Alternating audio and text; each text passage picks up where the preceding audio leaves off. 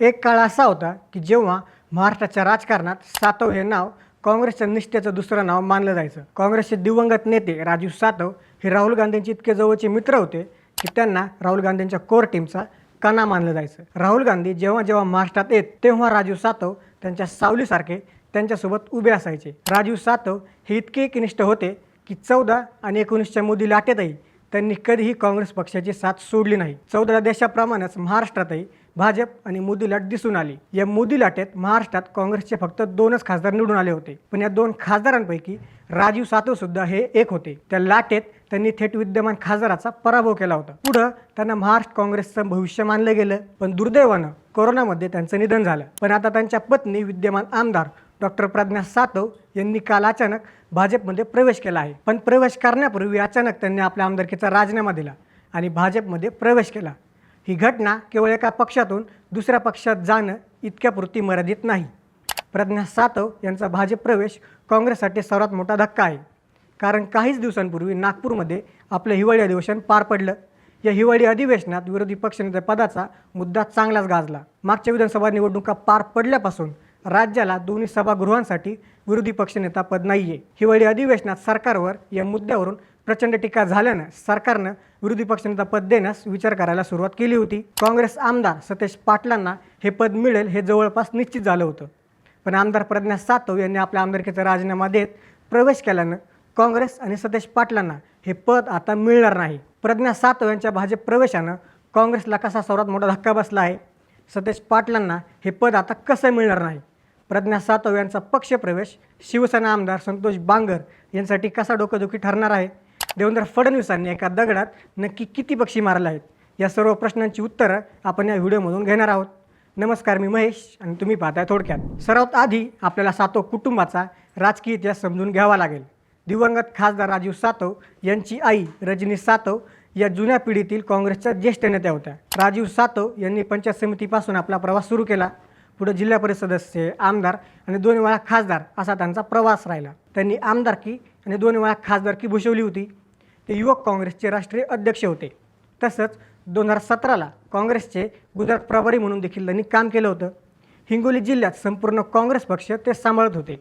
आणि सर्वात महत्त्वाचं म्हणजे राहुल गांधींचे ते वैयक्तिक आणि अत्यंत जवळचे मित्र होते. 2021मध्ये जेव्हा कोरोना काळात राजीव सातव यांचं अकाली निधन झालं तेव्हा संपूर्ण काँग्रेस हळहळली होती. त्यांच्या निधनानंतर रिकाम्या झालेल्या जागेवर काँग्रेसनं त्यांच्या पत्नी डॉक्टर प्रज्ञा सातव यांना उमेदवारी दिली होती.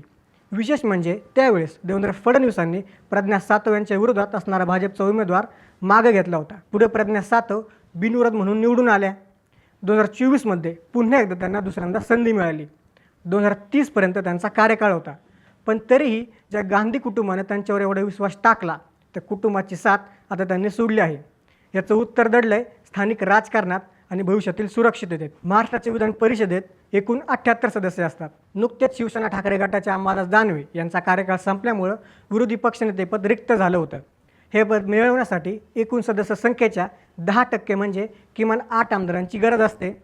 काँग्रेसकडे सतेज पाटील, भाई जगताप, अभिजित वंजार यांच्यासह बरोबर 8 आमदार होते. त्यामुळं विधान परिषदेचं विरोधी पक्षनेतेपद काँग्रेसला मिळणार होतं.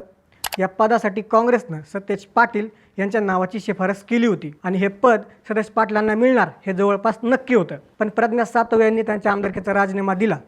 त्यामुळं काँग्रेसचं संख्याबळ आता 7वर आलं आहे. म्हणजेच काँग्रेस आता या पदावर दावा करू शकत नाही.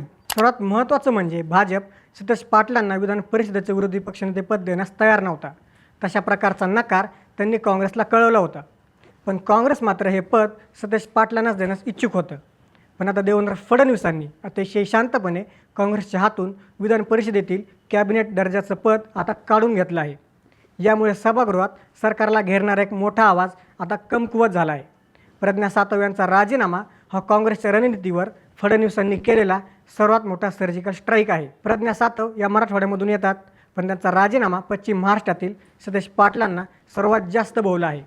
सर्वात महत्त्वाचं म्हणजे जर सतेज पाटलांना हे पद मिळालं असतं तर पश्चिम महाराष्ट्रात त्यांचं वजन अजूनच वाढलं असतं. 2014ला सत्तेत आल्यापासून भाजप सतेज पाटलांना आपल्या पक्षात घेण्यासाठी इच्छुक आहे. पण सतेज पाटील कोणत्याच परिस्थितीत काँग्रेस सोडायला तयार नाहीत.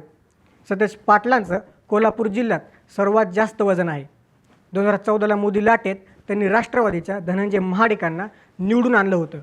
त्यानंतर 19ला आघाडीच्या विरोधात जात त्यांनी महाडिकांना पाडलं. तर मागच्या लोकसभा निवडणुकीत शाहू छत्रपतींना तिकीट मिळवण्यापासून ते थेट खासदार करण्यापर्यंत सतेज पाटील यांचा सर्वात मोठा सहभाग होता. प्रज्ञा सातव यांचा हा पक्ष प्रवेश म्हणजे भाजप केवळ आजचा विचार करत नाही आहे, तर थेट 2029च्या निवडणुकांचा विचार करत आहे. प्रज्ञा सातव या माळी समाजाचं प्रतिनिधित्व करतात. महाराष्ट्राच्या राजकारणात भाजपचा माधव पॅटर्न हा त्यांच्या सोशल इंजिनिअरिंगचा कणा राहिलेला आहे. माधव म्हणजे माळी, धनगर आणि वंजारी. हिंगोली आणि मराठवाड्याच्या पट्ट्यात भाजपला एक सशक्त माळी चेहऱ्याची गरज होती.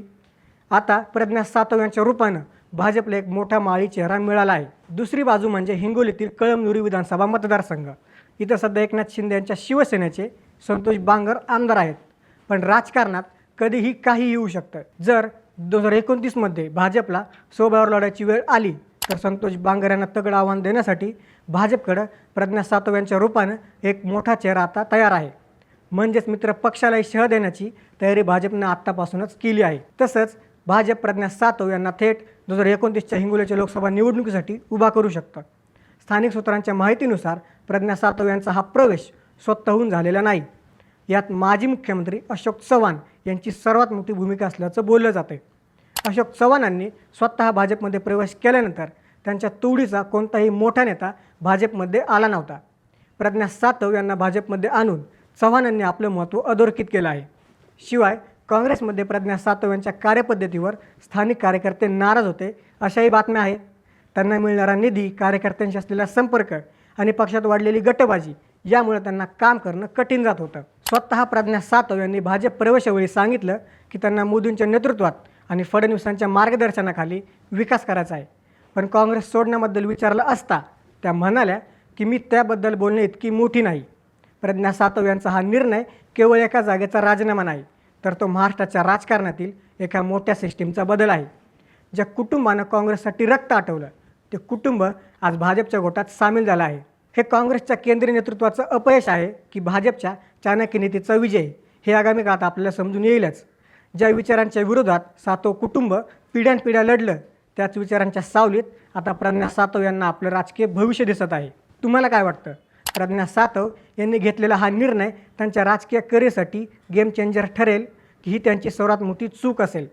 आणि देवेंद्र फडणवीसांच्या या खेळीबद्दल तुमचं काय मत आहे? भाजप प्रज्ञा सातवांना संतोष बांगरांच्या विरोधात उभा करेल का? तुमचं मत खाली कमेंट्समध्ये नक्की सांगा. जर हा व्हिडिओ तुम्हाला माहितीपूर्ण वाटला असेल तर लाईक बटन नक्की दाबा.